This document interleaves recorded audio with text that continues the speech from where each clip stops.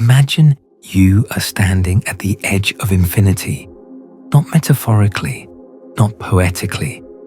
You are standing on a planet that is hurtling through space at 67,000 miles per hour, orbiting a star that is itself racing around the center of a galaxy at 450,000 miles per hour, in a galaxy that is plummeting toward another galaxy at 250,000 miles per hour.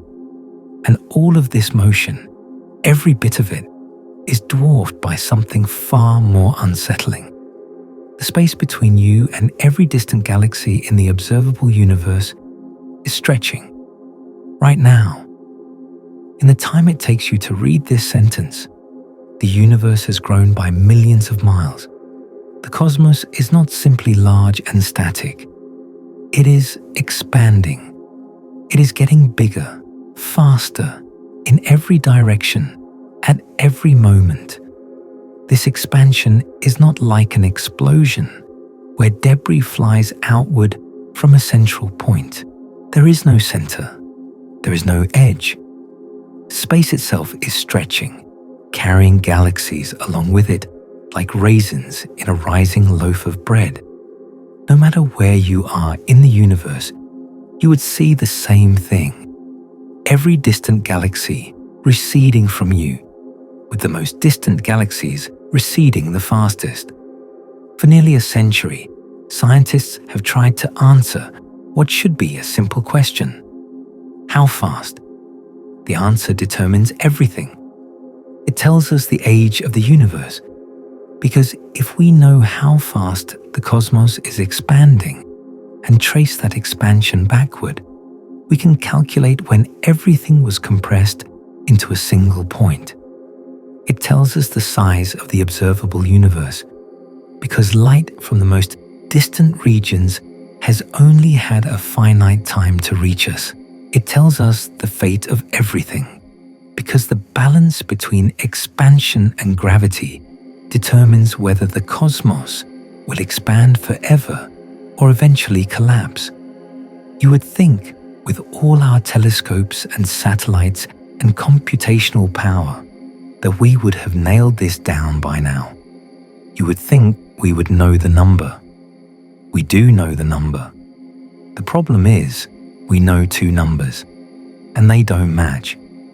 The story of measuring the universe's expansion is the story of humanity's most ambitious act of cartography. We are not simply mapping land or sea. We are mapping space and time itself, constructing a three-dimensional atlas of the cosmos that stretches back 13.8 billion years to the first light that ever shone. It is a story of genius and persistence, of instruments built with exquisite precision, of collaborations spanning decades and continents. It is a story of women whose contributions were overlooked in their time, but whose discoveries changed everything. It is a story of numbers, 67 and 73, Cepheid periods and supernova luminosities, parallax angles and redshifts. And it is a story that is not yet finished. This story begins in the 1920s with a man named Edwin Hubble. Hubble was working at the Mount Wilson Observatory in California, using what was then the most powerful telescope on Earth, the 100-inch Hooker telescope. At the time, astronomers were engaged in a fierce debate about the nature of fuzzy patches of light scattered across the night sky. These spiral nebulae, as they were called, were beautiful and mysterious. Some astronomers believed they were simply clouds of gas within our own Milky Way. Others suspected they were something far more profound. Entire galaxies, island universes of billions of stars, impossibly far away. Hubble settled the debate in 1924. He identified a special type of star in the Andromeda Nebula, a Cepheid variable, and used its pulsations to calculate its distance. The result was staggering. Andromeda was nearly 1,000,000 light-years away, far beyond the boundaries of our galaxy. The Milky Way was not the universe. It was merely one galaxy among countless others, but Hubble was not finished. Working with astronomer Milton Humason, Hubble began measuring the distances to dozens of galaxies and comparing them to measurements of their light that had been collected by Vesto Slipher. Slipher had noticed something peculiar. Almost all the light from distant galaxies was shifted toward the red end of the spectrum. This redshift meant they were moving away from us. When Hubble plotted the distances to these galaxies against their redshifts, a pattern emerged. The farther away a galaxy was, the faster it was receding. This was not random motion. This was expansion. The entire universe was growing, like raisins spreading apart in a rising loaf of bread. In 1929, Hubble published his findings. He proposed a simple relationship. Velocity equals distance times a constant. That constant would later bear his name, the Hubble constant. This single number encapsulates the expansion rate of the universe. It tells us how fast space itself is stretching. It tells us, when you trace the expansion backward through time, how old the universe is. It tells us whether the cosmos will expand forever or eventually collapse. It is, in some ways, the most important number in all of cosmology. There is something almost paradoxical about the discovery. Hubble found that galaxies were flying away from us in every direction. But this does not mean we are at the center of the universe. Imagine standing in a loaf of bread as it rises. Every raisin sees every other raisin moving away from it. No raisin is at the center. The bread itself is expanding uniformly. Space is the bread. Galaxies are the raisins. And the Hubble constant tells us how quickly the dough is rising. The discovery shattered centuries of assumptions. Since the ancient Greeks, philosophers had assumed the universe was eternal and unchanging. Einstein himself, when his equations of general relativity suggested the universe must be expanding or contracting, introduced a mathematical fudge factor called the cosmological constant to keep the cosmos static. When Hubble proved the universe was expanding, Einstein called his cosmological constant the biggest blunder of his life.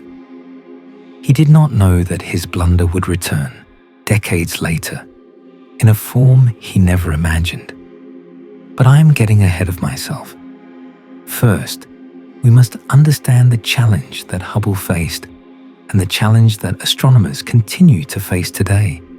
And for decades, nobody could agree on what it was.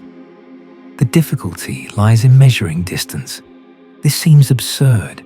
Distance is basic. It is fundamental. You could hand a ruler to a child and ask them to measure a table, but try handing that child a ruler and asking them to measure the distance to a galaxy 100 million light-years away. There is no ruler long enough. There is no tape measure that stretches across the void. Astronomers had to invent entirely new methods, each one building on the last, creating what they call the cosmic distance ladder. The first rung of this ladder is parallax. Hold your thumb up in front of your face and close one eye. Now switch eyes. Your thumb appears to jump against the background. This is parallax, the apparent shift in an object's position when viewed from two different vantage points. Astronomers do this with stars, observing them from opposite sides of Earth's orbit around the Sun 6 months apart. The tiny shift in a star's position against the background of more distant stars reveals its distance. The geometry is simple. If you know the baseline of your measurement, the diameter of Earth's orbit, about 186 million miles, and you measure the angle of the shift, you can calculate the distance using basic trigonometry. The larger the shift, the closer the star. The smaller the shift, the farther away. But here is the problem. Even for the nearest stars, the shift is minuscule. The closest star to the Sun, Proxima Centauri, shows a parallax angle of about 0.77 arcseconds, about 1/4700th of a degree. That is the width of a human hair seen from 60 feet away. The star is about 4.2 light-years distant. As you look farther, the angles become impossibly small. A star 100 light-years away shifts by less than 1/30th of an arcsecond. A star 1,000 light-years away by less than 1/300th of an arsecond. The blurring of Earth's atmosphere, the vibrations of the telescope, the inherent limits of optics all conspire to make such tiny angles unmeasurable from the ground. Even from space, parallax has limits. The Gaia satellite, launched by the European Space Agency in 2013, has measured parallaxes for nearly 2 billion stars with unprecedented precision.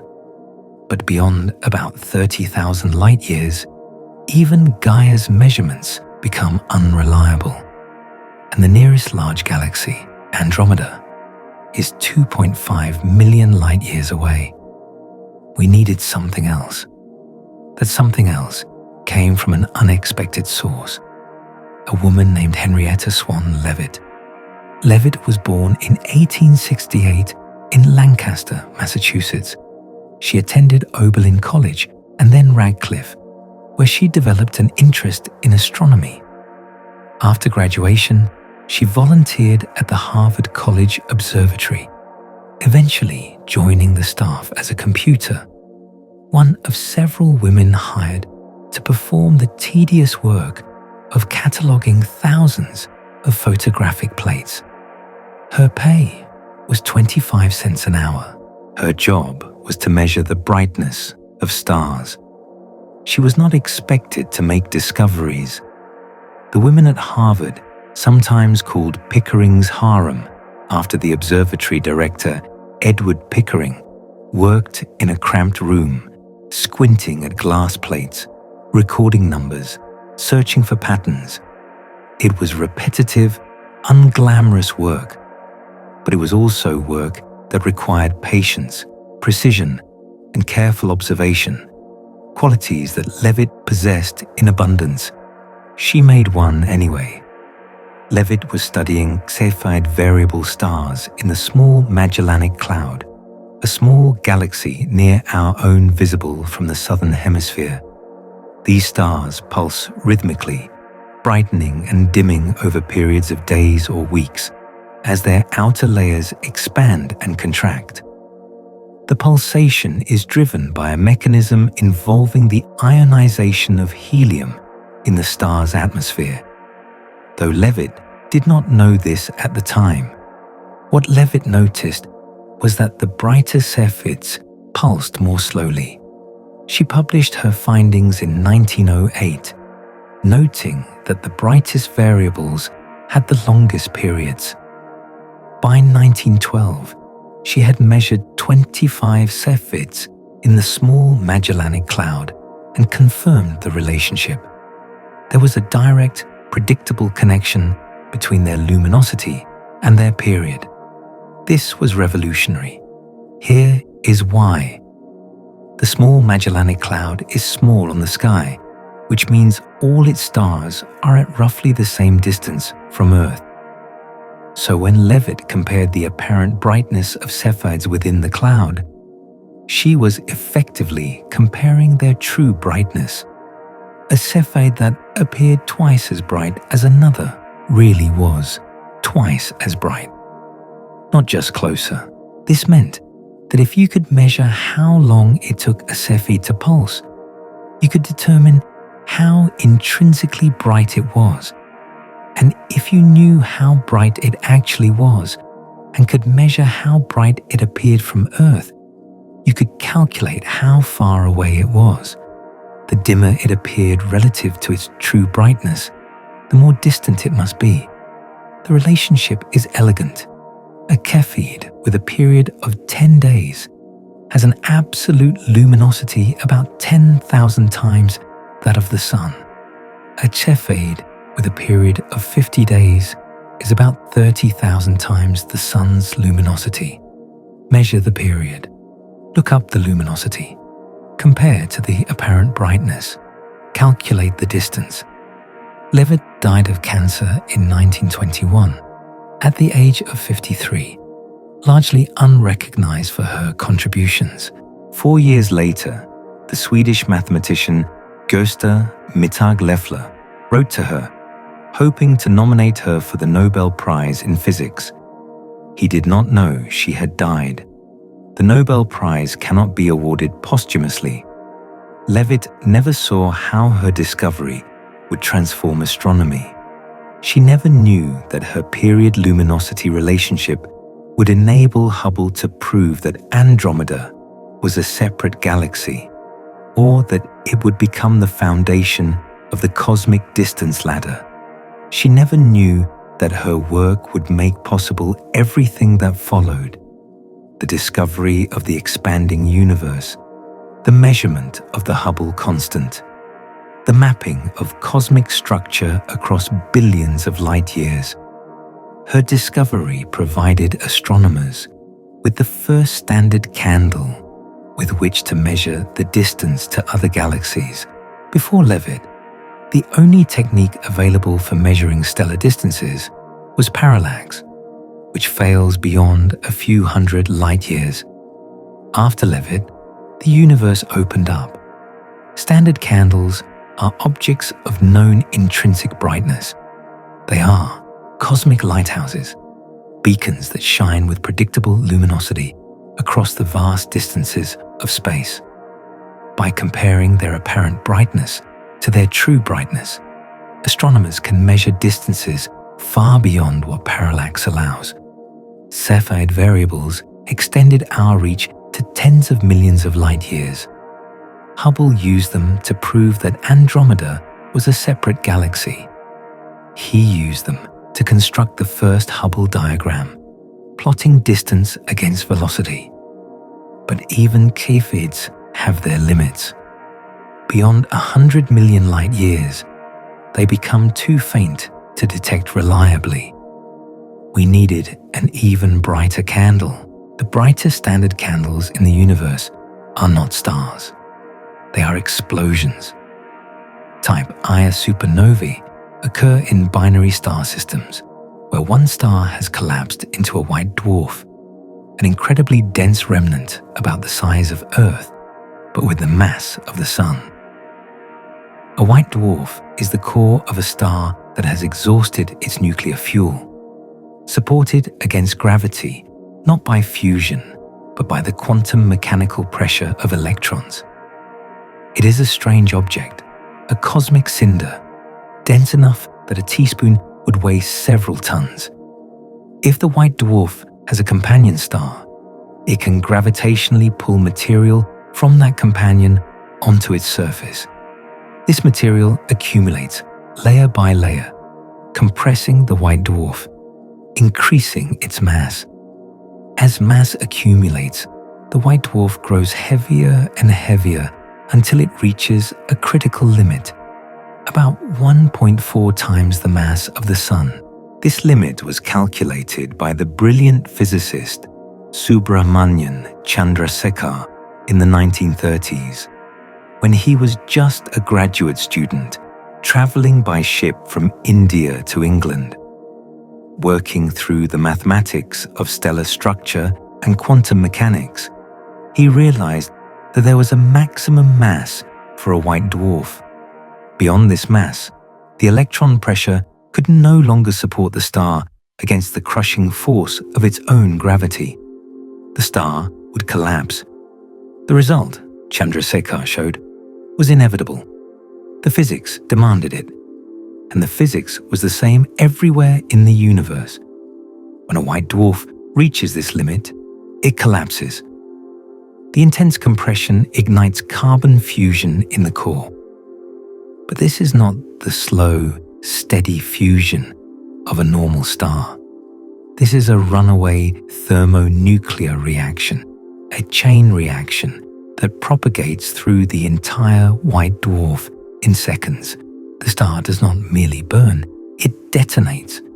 The entire mass of the white dwarf is converted into energy and expanding debris in an explosion so bright it can outshine an entire galaxy.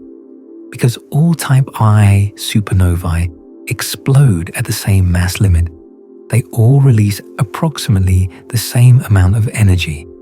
They all reach approximately the same peak brightness, about 5 billion times the luminosity of the Sun. They are, for all practical purposes, identical explosions happening across the cosmos. There are subtle variations. Some type Ia supernovae are slightly brighter than others. Some fade more quickly. But in the 1990s, astronomers discovered that these variations follow a predictable pattern. Brighter supernovae take longer to fade. By measuring the shape of the light curve, the rise and fall of brightness over time, astronomers could correct for these differences and use type Ia supernovae as remarkably precise distance indicators. Astronomers can see type Ia supernovae in galaxies billions of light years away. They are the brightest standard candles we have, extending the cosmic distance ladder to the farthest reaches of the observable universe. A single supernova, burning for a few weeks in a distant galaxy, can tell us the distance to that galaxy with better than 10% precision. In the 1990s, two rival teams of astronomers set out to use type Ia supernovae to measure the expansion history of the universe. The High-Z Supernova Search Team, led by Brian Schmidt and Adam Riess, and the Supernova Cosmology Project, led by Saul Perlmutter, were both hunting for distant supernovae, comparing their brightness to their redshift, mapping the expansion of space across cosmic time. The teams were competitors, racing to answer one of the most fundamental questions in cosmology. What was the ultimate fate of the universe? At the time, astronomers knew the universe was expanding. The question was whether that expansion would continue forever or eventually reverse. If there was enough matter in the universe, gravity would slow the expansion, eventually stop it, and then pull everything back together in a cosmic collapse called the Big Crunch.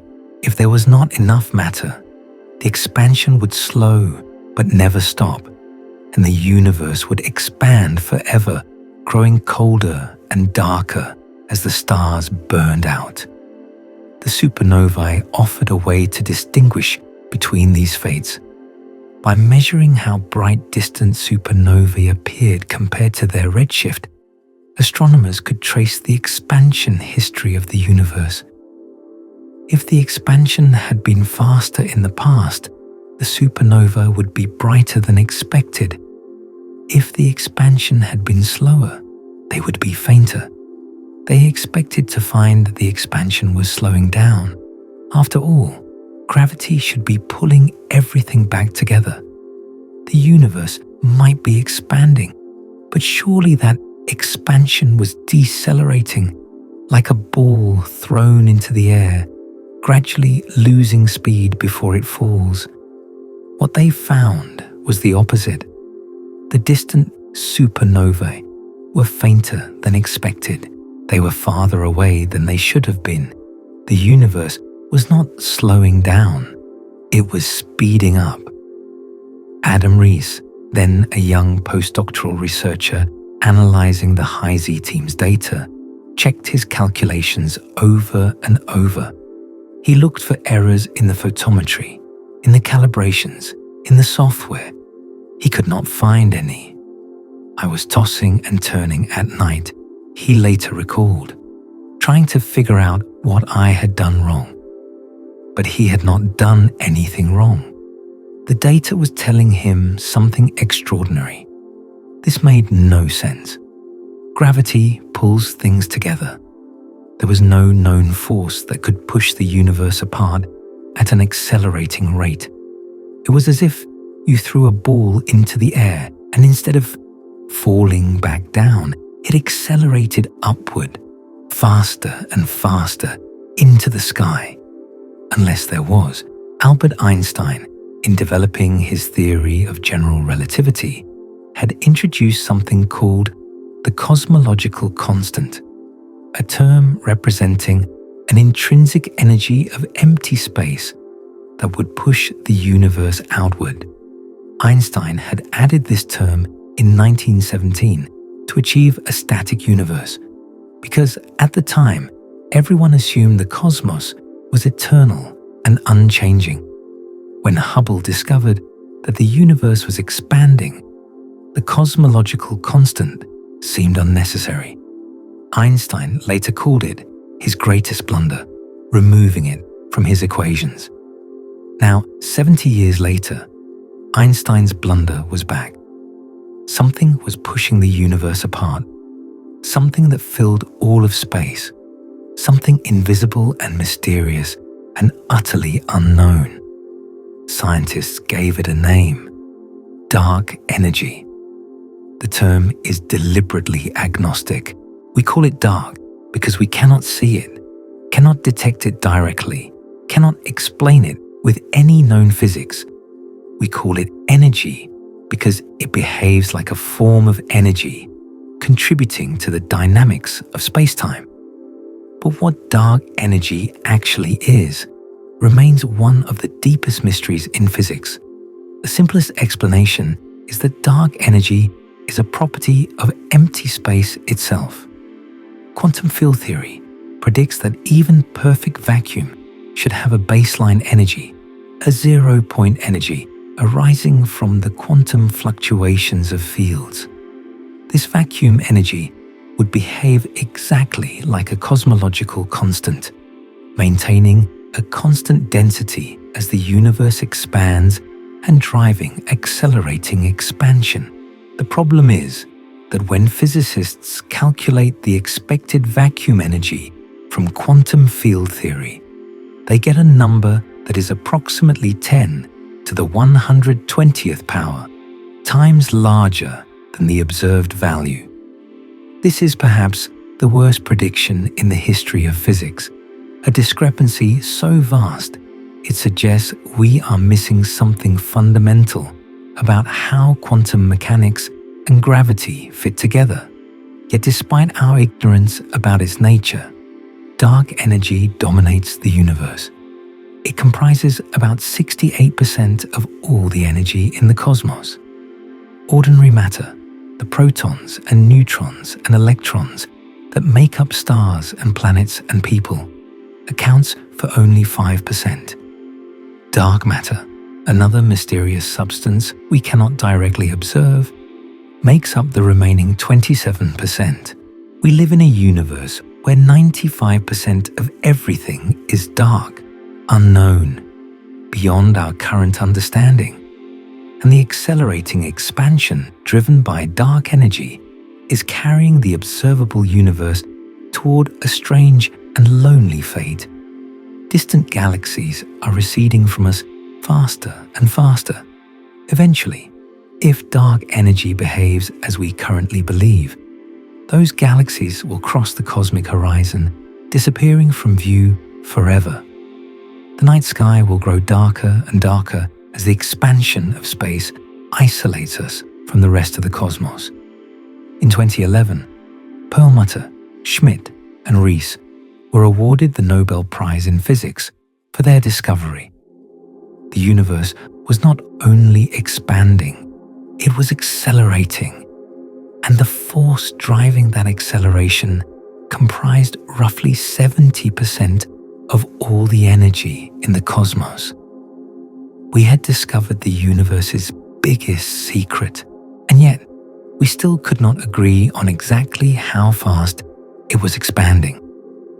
The Hubble constant is expressed in unusual units, kilometers per second per megaparsec.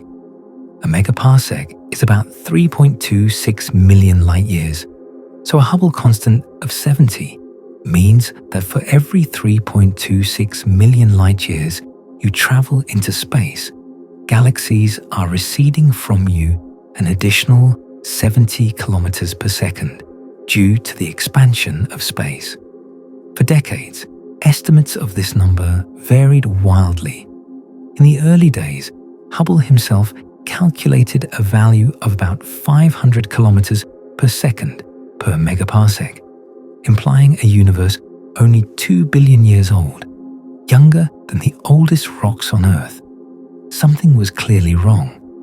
The problem was distance. Hubble had underestimated how far away the galaxies were. He did not know that there were two types of Cepheid variables with different brightness relationships. He did not know about the absorption of light by interstellar dust. As these errors were discovered and corrected over the following decades, the estimated Hubble constant dropped to 250 to 100, to somewhere in the range of 50 to 100. By the 1970s, the astronomical community was divided into two camps.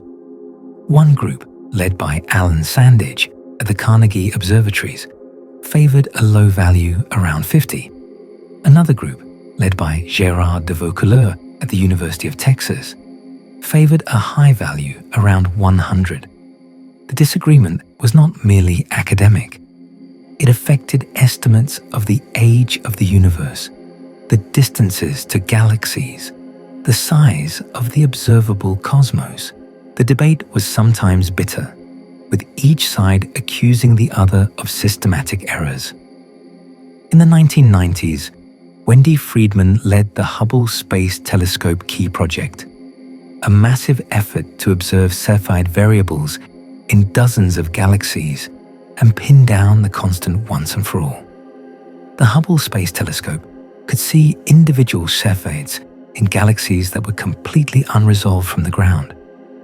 By observing 800 Cepheids in 18 galaxies and calibrating distances to type Ia supernova, the Key Project achieved something remarkable, a measurement with only 10% uncertainty. By 2001, they announced a value of around 72, with an uncertainty of about 10%. The science seemed settled. The Hubble constant was in the low 70s. The universe was about 13 to 14 billion years old. Cosmology had entered an era of precision. The long debate between the high and low camps appeared to be over. The Hubble Space Telescope, combined with improved understanding of Cepheid physics and supernova calibration, had achieved what ground-based telescopes could not. The expansion rate of the universe seemed finally, definitively known. But precision is a double-edged sword. As measurements become more accurate, smaller discrepancies become visible.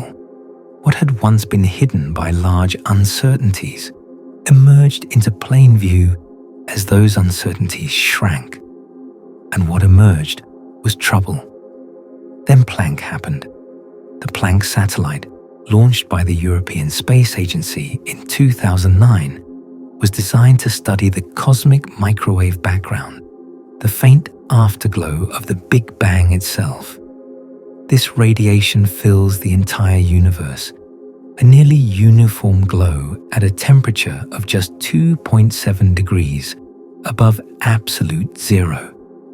It is the oldest light we can see, released when the universe was only 380,000 years old, when the primordial plasma cooled enough for atoms to form and light to travel freely through space. To understand why this light is so important, you need to understand what the early universe was like. In the beginning, the universe was unimaginably hot and dense. Matter existed not as atoms, but as a seething plasma of protons, electrons, and photons. Light could not travel far in this plasma. Photons were constantly scattered by free electrons, bouncing around like billiard balls, unable to stream freely through space. The universe was opaque, like being inside a fog. But the universe was expanding, and as it expanded, it cooled. About 380,000 years after the Big Bang, the temperature dropped to about 3,000 degrees, cool enough for electrons to combine with protons to form neutral hydrogen atoms. Suddenly, there were no more free electrons to scatter the photons. Light was released, streaming outward in all directions. That light has been traveling ever since. As the universe expanded, the wavelengths of those ancient photons stretched with it, shifting from visible light into the infrared, then into microwaves. Today, 13.8 billion years later, the radiation has cooled to just 2.7 degrees above absolute zero. It fills all of space, coming from every direction, a faint whisper of the Big Bang. Embedded in this ancient light are tiny fluctuations, minute variations in temperature, representing the seeds of all cosmic structure. Some regions of the early universe were slightly denser than average, slightly hotter. Others were slightly less dense, slightly cooler. These variations, measured in parts per million, grew over billions of years under the influence of gravity, eventually forming the galaxies, clusters, and cosmic web we observe today. These ripples, stretched across the sky, contain a wealth of information about the composition and geometry of the universe. By analyzing them, scientists could determine the density of ordinary matter, the density of dark matter, the curvature of space, and yes, the expansion rate. The mathematics is elegant. Sound waves propagated through the early universe, oscillating back and forth as gravity pulled matter inward and radiation pressure pushed it outward. These oscillations left characteristic patterns in the cosmic microwave background, a series of peaks and troughs in the temperature fluctuations at different angular scales. The positions and heights of these peaks depend sensitively on the parameters of cosmology: the density of matter, the density of dark energy, the curvature of space, the expansion rate. By fitting theoretical models to the observed pattern, cosmologists could measure these parameters with extraordinary precision. It was like listening to the ringing of a bell and deducing the size, shape, and composition of the bell from the sound. Planck's measurements were exquisite, the most precise in the history of cosmology. The satellite observed the entire sky, mapping the temperature fluctuations with an angular resolution of about 5 arc-minutes and a temperature sensitivity of about 1 part in 10 million. The resulting maps revealed the cosmic microwave background in unprecedented detail, and they pointed to a Hubble constant of about 67.4 kilometers per second per megaparsec. This was a problem. The local measurements, using Cepheids and supernovae and the cosmic distance ladder, consistently gave values around 73. Planck, looking at the early universe and using the standard model of cosmology to extrapolate forward to today, predicted 67. The difference might seem small: 6 kilometers per second per megaparsec. What does that matter when we are talking about the vastness of space? It matters enormously. To understand why, consider what these numbers tell us. The Hubble constant is the key to converting redshift into distance, the fundamental parameter that lets us map the universe. A higher Hubble constant means the universe is expanding faster, which means distances are smaller than we thought, which means the universe is younger. If the Hubble constant is 73, the universe is about 12.6 billion years old. If it is 67, the universe is about 13.8 billion years old. That is a difference of more than 1 billion years, a span of time longer than the entire history of complex life on Earth. But that is not the real problem. The real problem is that these two measurements should agree. The cosmic microwave background captures a snapshot of the universe when it was 380,000 years old. The physics of that era is well understood. We know how much ordinary matter there was, how much dark matter, how much radiation. We know how the universe should have evolved from that initial state, expanding and cooling, with structures forming under the influence of gravity. If our model is correct, we should be able to use the properties of the cosmic microwave background to predict the expansion rate today. And that prediction is 67.4 kilometers per second per megaparsec. The local measurements using Cepheids and supernovae measure the expansion rate directly. They do not rely on any model of the universe's history. They simply measure distances and velocities and calculate the ratio. If both methods are correct, they should give the same answer. They do not. Both measurements had become so precise that their error bars no longer overlapped. The difference was not a matter of measurement uncertainty. It was a genuine discrepancy. The early universe and the late universe were telling us different stories about how fast space was expanding. It was as if you measured the speed of a car using two different methods and got two different answers. You measured the car's position at 2 times and calculated its speed, 73 miles per hour. Then you looked at the car's speedometer and it said 67 miles per hour. Both measurements were precise.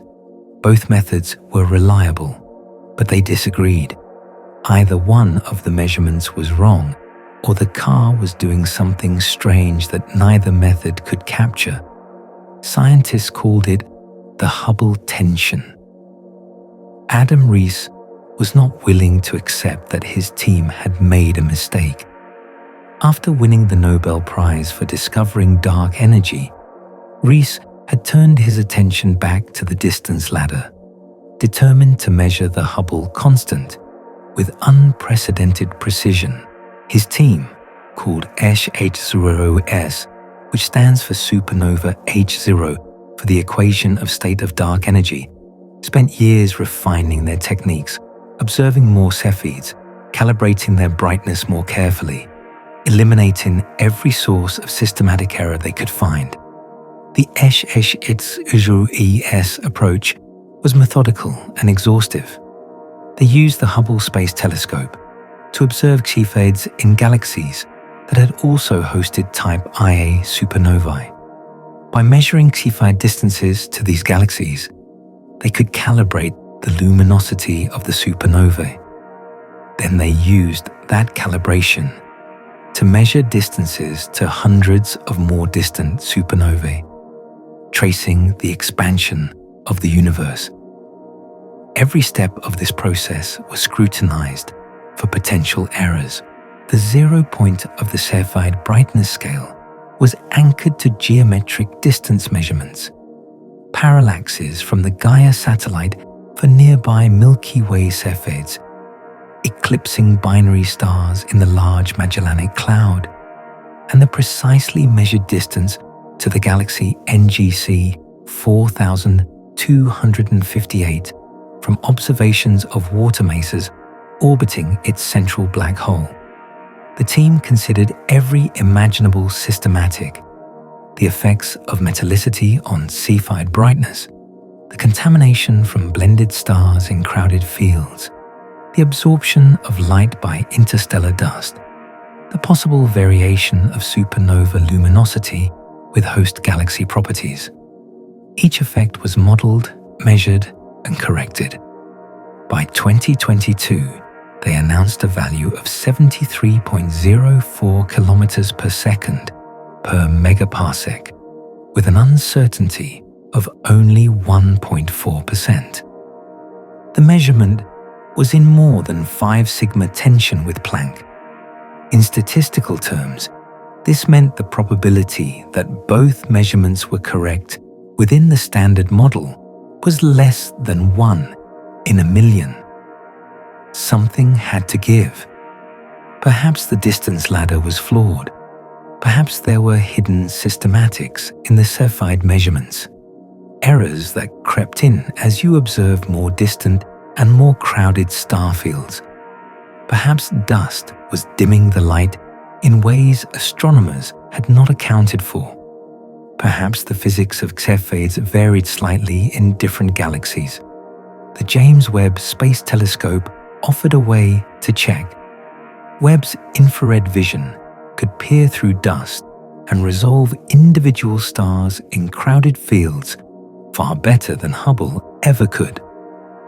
Dust is one of the great enemies of precision distance measurement.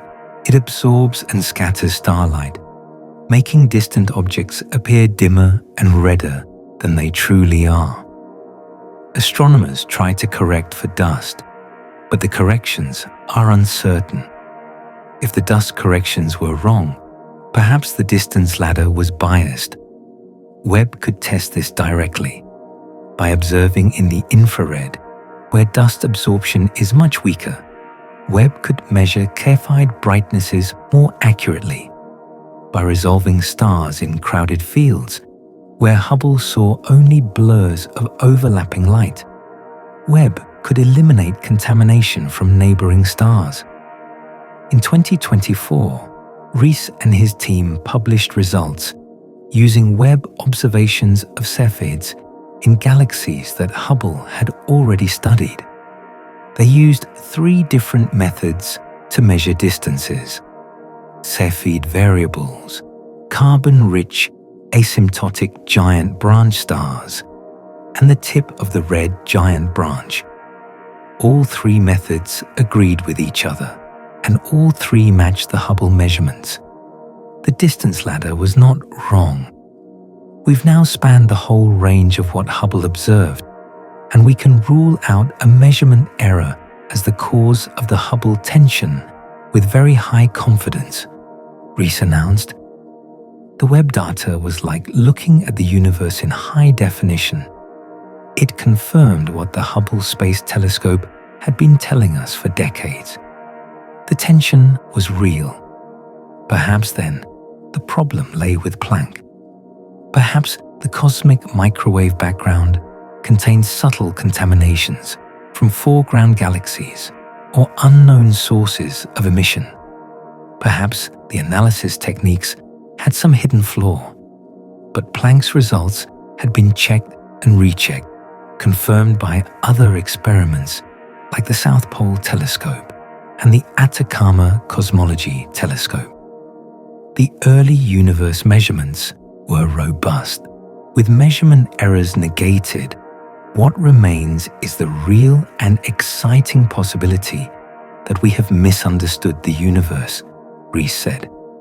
There is another way to approach this problem. Instead of measuring the local universe with the distance ladder or the early universe with a cosmic microwave background, you can use entirely different methods that are independent of both.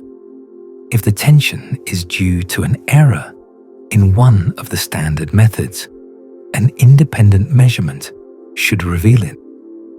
Wendy Freedman, who had led the original key project, pioneered one such method, the tip of the red giant branch. Red giant stars are old, evolved stars that have exhausted the hydrogen in their cores and swollen to enormous sizes. They are common in galaxies, found in the halos, far from the dusty disk where Cepheids live. At a certain point in their evolution, as they burn hydrogen in a shell around their inert helium core, they climb steadily brighter along a track called the red giant branch. Then something dramatic happens. The helium core reaches a critical temperature and density, and helium fusion ignites in a runaway reaction called the helium flash. The star's structure changes abruptly, and it moves to a different part of the color magnitude diagram. This transition, the tip of the red giant branch, occurs at nearly the same luminosity for all red giant stars with similar compositions. This makes the tip of the red giant branch another standard candle. By identifying the brightest red giants in a galaxy's halo, astronomers can determine the galaxy's distance. In 2019, Freedman and her team used this method to measure the Hubble constant, finding a value of 69.8 kilometers per second per megaparsec. This sat tantalizingly in between the Riess and Planck values, within reach of both. Perhaps the tension was not as severe as it seemed. The tip of the red giant branch method has some advantages over Cepheids. Red giants are found in galaxy halos where dust absorption is minimal. They do not require multiple observations to identify.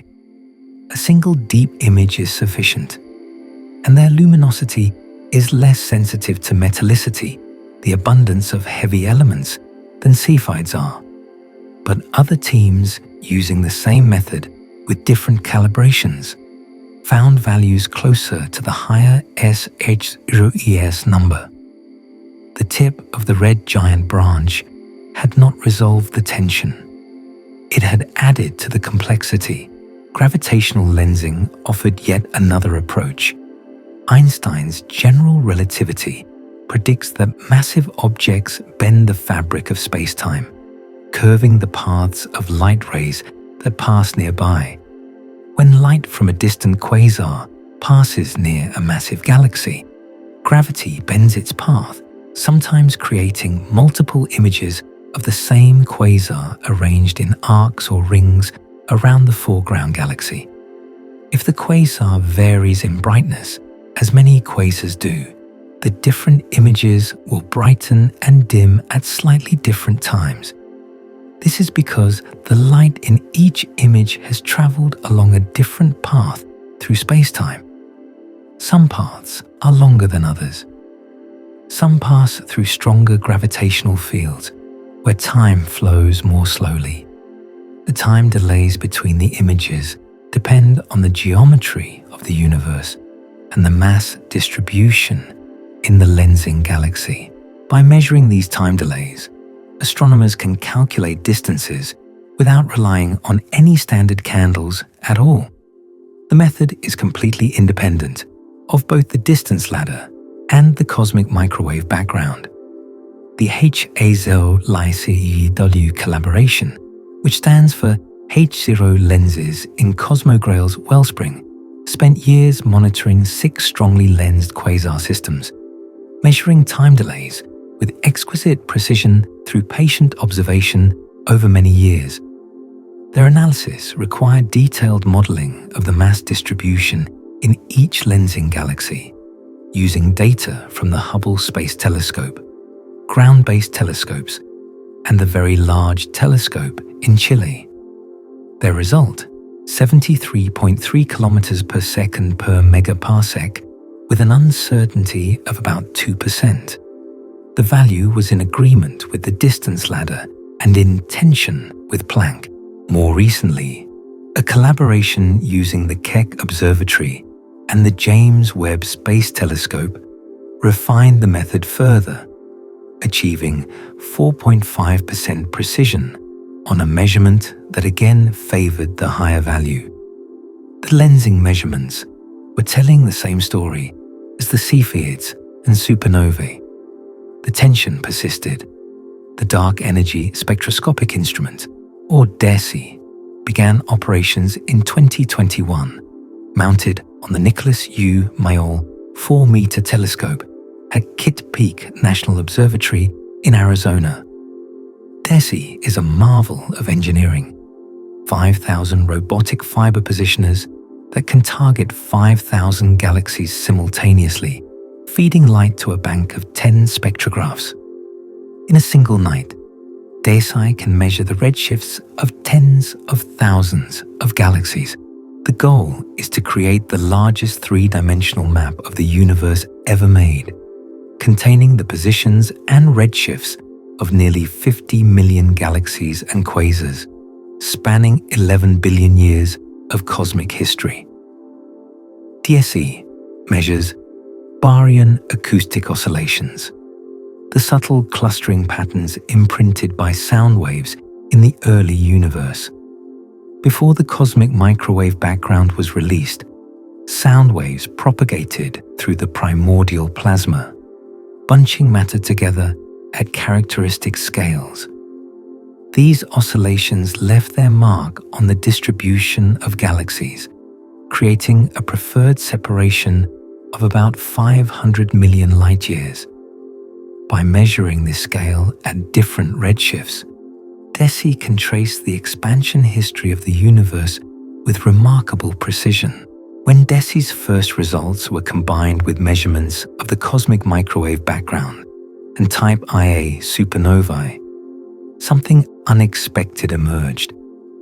The data showed hints that dark energy might not be constant at all.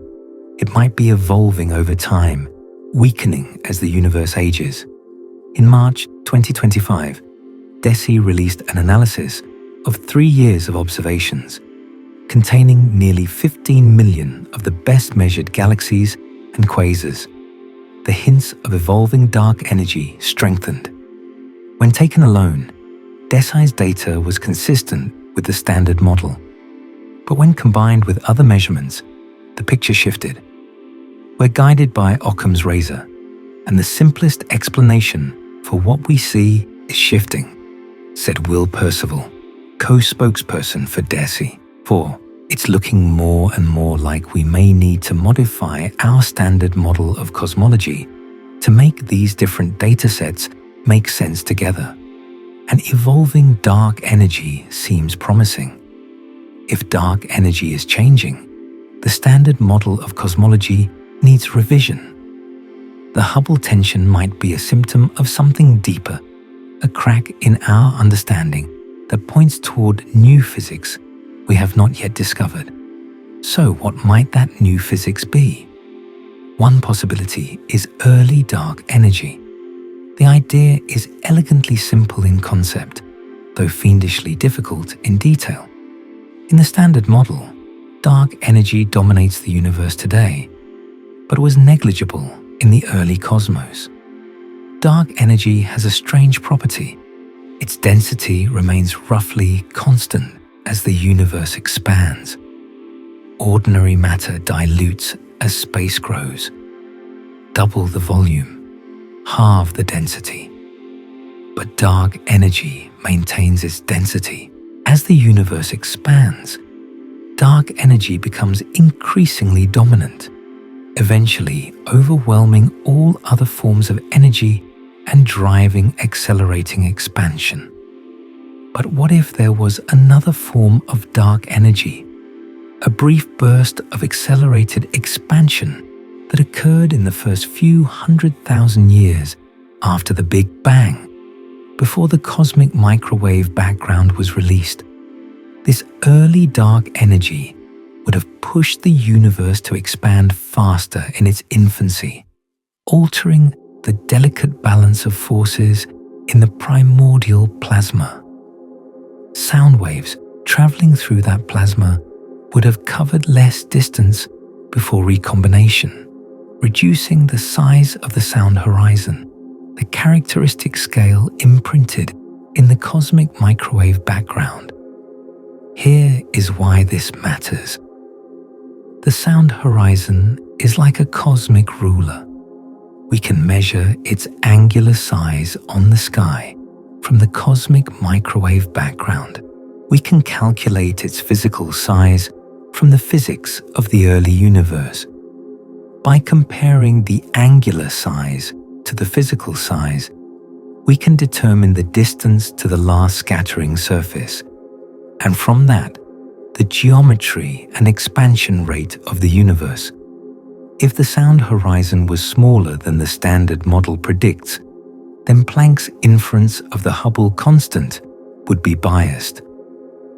A smaller ruler would require the surface of last scattering to be closer, which would require the universe to be expanding faster. The tension would resolve. The Hubble constant could be in the low 70s, consistent with the distance ladder, while still matching the detailed pattern of the cosmic microwave background. Early dark energy, if it existed, could reconcile the local and early universe measurements. It would require adding a new component to the universe, a scalar field that contributes about 10% of the energy density around the time of recombination and then rapidly decays away, leaving no trace in the present-day universe. Early dark energy is the least crazy idea, says theoretical physicist Mark Kamionkowski, who has worked extensively on the problem with Adam Riess. It's the most palatable of all the crazy models to explain the Hubble tension. But early dark energy comes with its own problems. It predicts subtle effects on the growth of cosmic structure, effects that should be detectable in surveys of the large-scale distribution of galaxies. The early dark energy would have boosted density fluctuations, leading to slightly more massive galaxy clusters than the standard model predicts. So far, the evidence for these effects is marginal at best. Some observations support the predictions, others disfavor them. More troubling, analyses of quasar spectra have found that the level of early dark energy required to solve the Hubble tension may conflict with observations of the Lyman alpha forest, the pattern of hydrogen absorption lines in distant quasar light. These lines trace the distribution of intergalactic gas across cosmic history, and they are sensitive to the expansion rate and growth of structure in ways that early dark energy would affect. The debate continues. Other proposals abound. Perhaps dark matter interacts with dark energy in ways we have not considered, exchanging energy or momentum in a cosmic dance that affects the expansion history. Perhaps there are extra species of neutrinos, ghostly particles that barely interact with ordinary matter, adding to the energy density of the early universe and altering its expansion. Perhaps gravity itself behaves differently on cosmic scales, deviating from Einstein's predictions in subtle ways that become apparent only over billions of years. Some theorists have proposed that we live in a cosmic void, a region of the universe that is less dense than average. In such a void, the local expansion rate would appear faster than the cosmic average, potentially explaining why our distance ladder measurements exceed the Planck prediction. But observational tests have found no evidence for a void large enough to explain the tension. Others have suggested that the properties of type Ia supernovae might vary systematically with cosmic time, so that distant supernovae are intrinsically different from nearby ones in ways that bias our distance estimates. But the uniformity of supernovae across cosmic time has been tested extensively, and no evidence for such evolution has been found. The most radical proposals invoke modifications to the fundamental laws of physics. Perhaps the strength of fundamental forces varies across cosmic time. Perhaps the mass of the electron, or the fine structure constant, was different in the early universe. Perhaps there are extra dimensions of space that affect the propagation of light over cosmological distances. These ideas are speculative, but the persistence of the Hubble tension has driven theorists to consider possibilities that would have seemed outlandish a decade ago. Or perhaps, despite all our efforts, there is still a systematic error lurking somewhere in our measurements, a subtle flaw that we have not yet identified. History teaches us that systematic errors can be remarkably persistent and remarkably clever at hiding. The search continues. The year 2025 has brought new developments.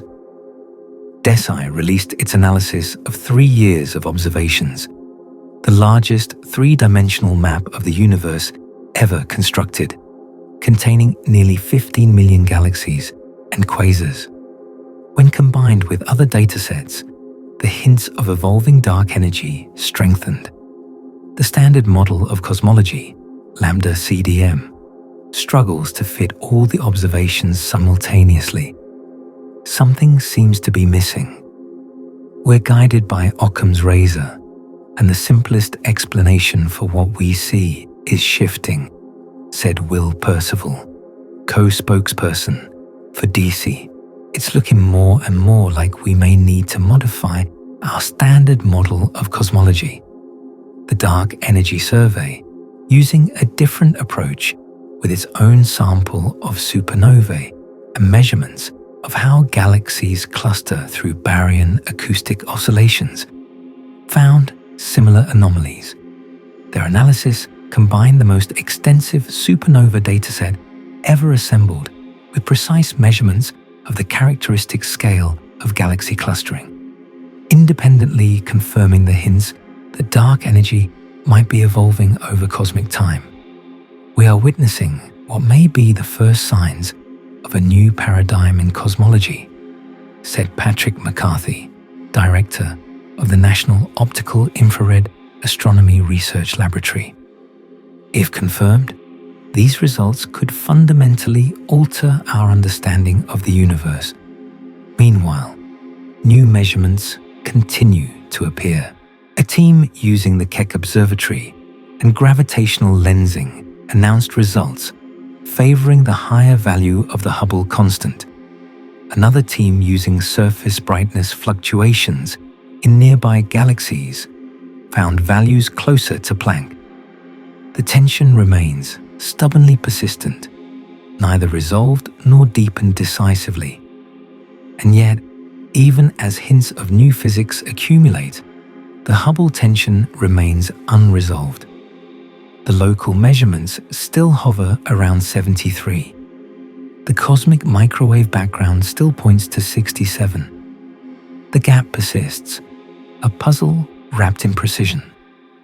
The Nancy Grace Roman Space Telescope, scheduled for launch later this decade, will observe thousands of Type I supernovae with unprecedented precision, extending the distance ladder to higher redshifts and testing for systematic errors that might depend on cosmic time. Roman will also measure the shapes of hundreds of millions of galaxies, tracing the distorting effects of dark matter and dark energy on the fabric of space.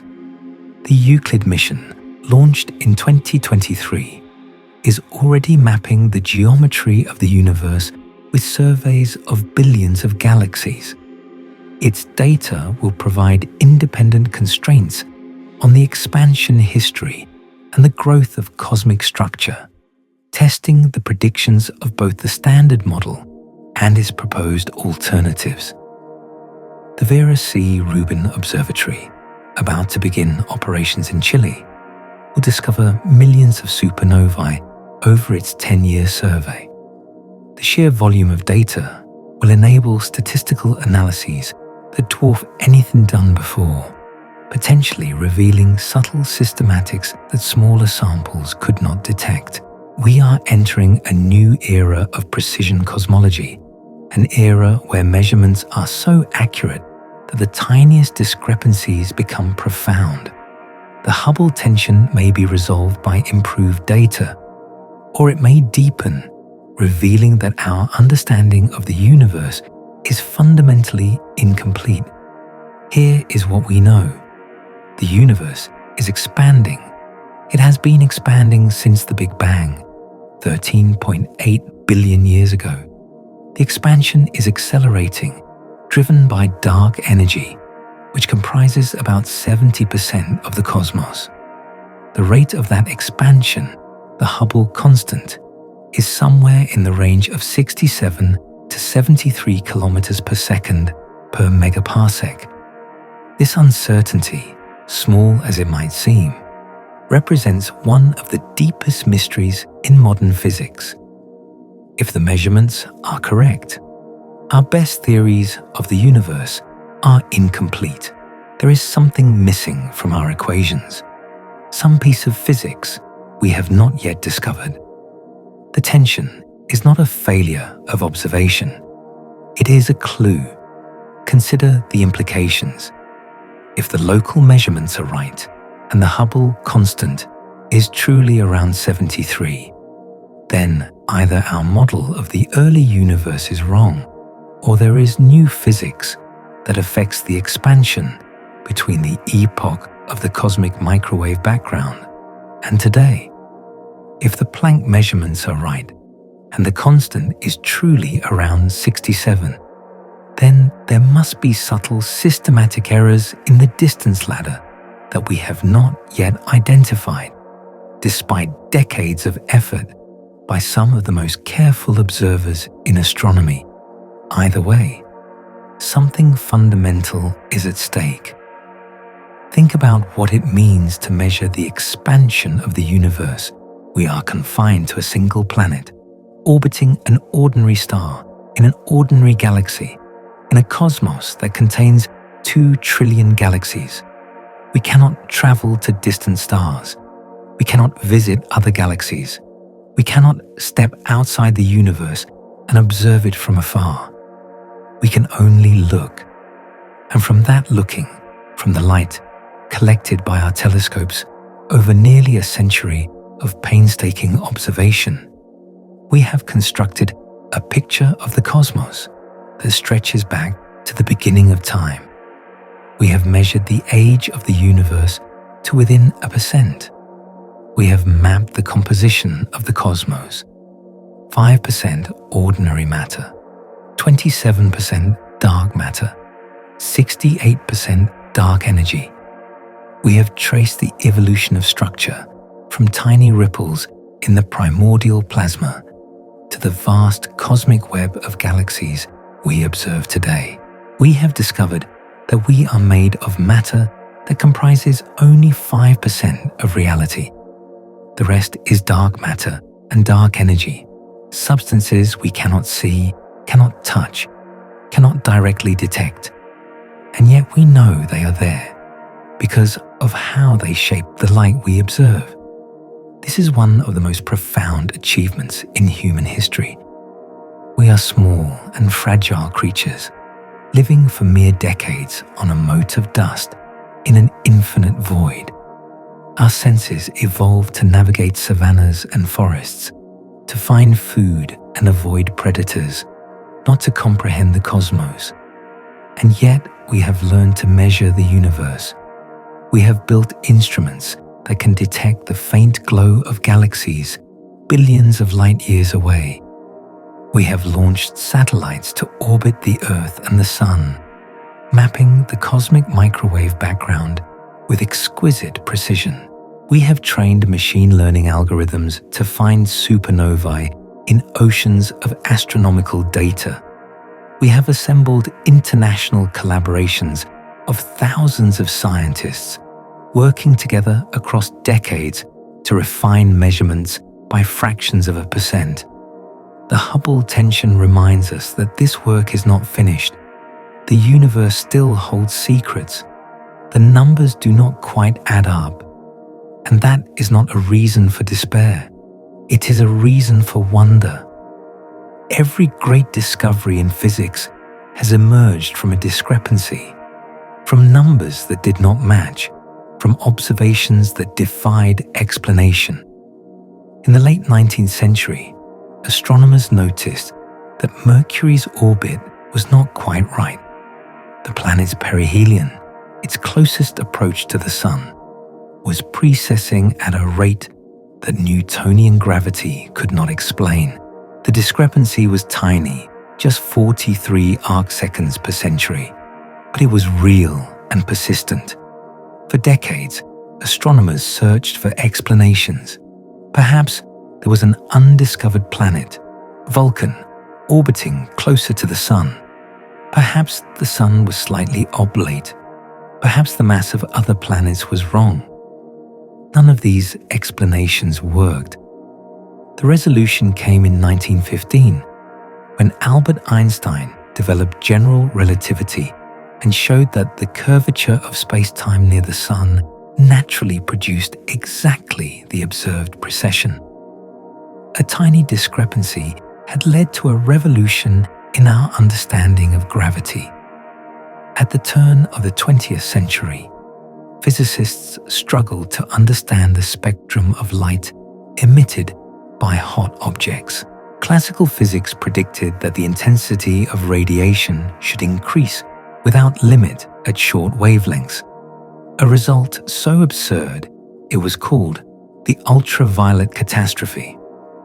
The discrepancy between theory and observation was absolute. Classical physics said one thing, and nature did another. In 1900, Max Planck resolved the paradox by proposing that energy came in discrete packets, quanta. This radical idea, born from a stubborn discrepancy, launched the quantum revolution. The anomalous behavior of supernovae led to dark energy. The rotation curves of galaxies, which showed stars orbiting faster than they should, led to dark matter. The cosmic microwave background, discovered by accident, confirmed the Big Bang and revealed the initial conditions of the universe.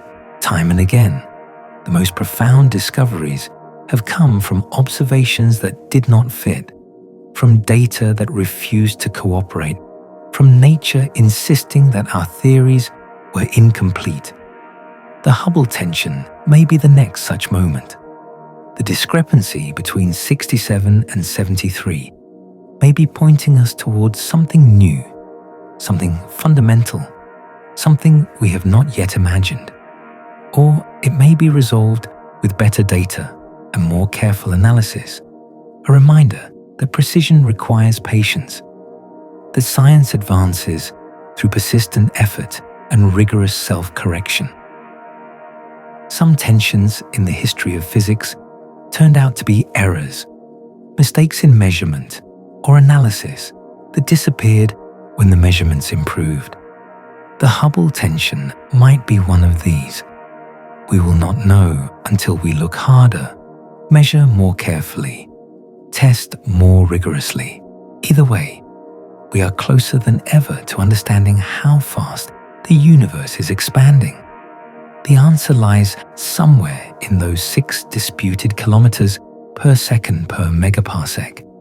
It lies in the light from distant supernova, in the echoes of the Big Bang, in the positions of billions of galaxies. We finally know how fast the universe is expanding. We know it is somewhere between 67 and 73 kilometers per second per megaparsec. And we know that understanding why those two numbers differ may unlock the next great revolution in our understanding of reality. In the 1920s, Edwin Hubble looked through his telescope and discovered that the universe was expanding. He could not have imagined the journey that discovery would launch, the satellites and supernovae and cosmic microwave background radiation, the dark energy and dark matter, the tension and the mystery. He found a universe that was not static, not eternal, not unchanging. He found a universe that was alive with motion, a universe that was growing, a universe that had a beginning and would have an end.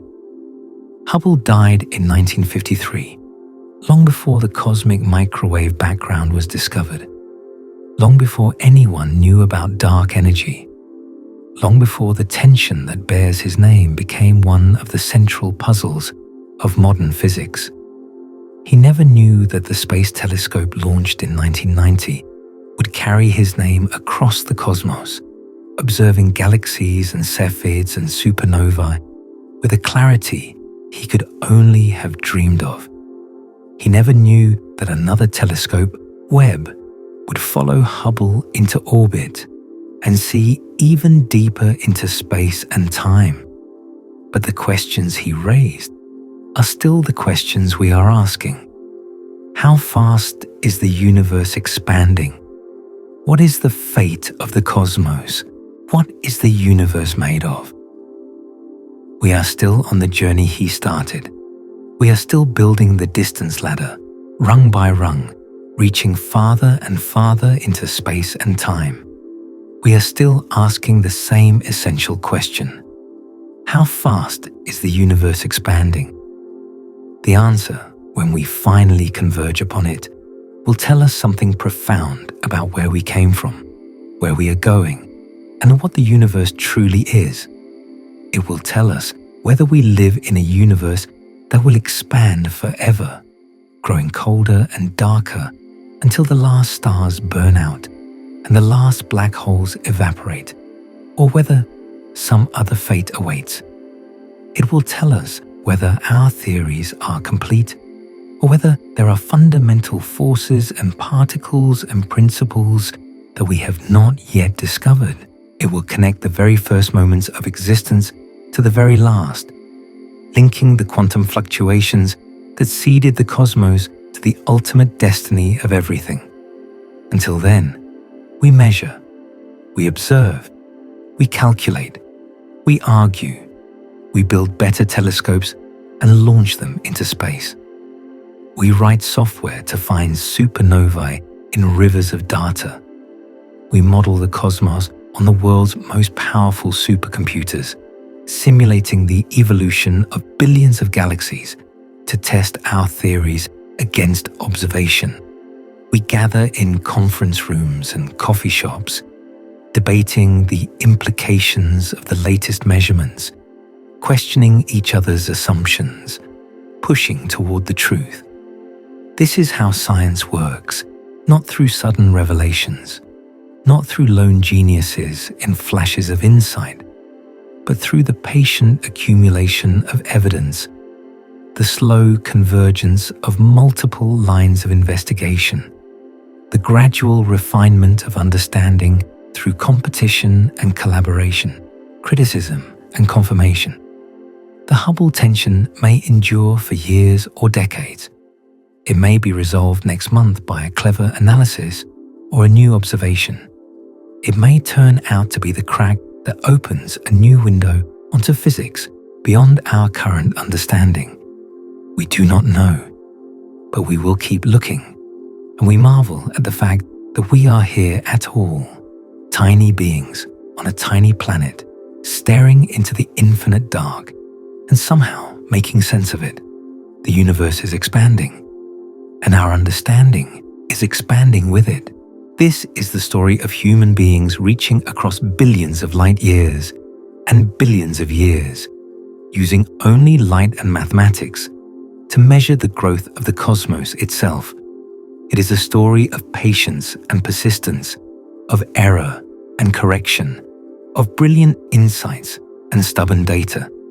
It is a story that is not yet finished. The numbers are 67 and 73. One of them is right, or both of them are telling us something we do not yet understand. Either way, we are learning. Either way, we are growing. Just like the universe. The next chapter of this story is being written right now, in observatories, on mountaintops, and satellites in space, in the minds of theorists wrestling with impossible equations, in the data streams flowing from instruments that would have seemed like magic to Edwin Hubble and Henrietta Leavitt. We do not know how it ends, but we know it will be extraordinary. Because that is what happens when curious minds confront the infinite.